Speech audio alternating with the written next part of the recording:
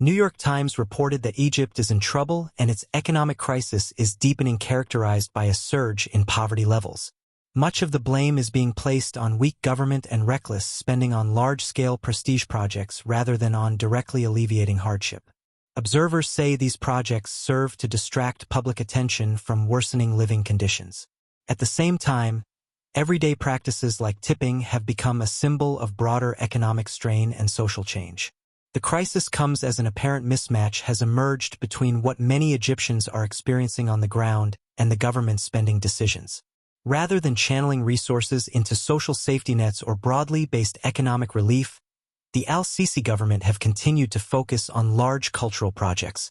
Critics argue that these efforts serve more to project an image of progress than to respond to immediate suffering. According to economic observers, the tipping point may have already been crossed. While formal employment and wages stagnate or decline, informal practices are proliferating. Some analysts interpret this as a sign that state support is weakening and that citizens are being nudged into paying extra just to access ordinary services.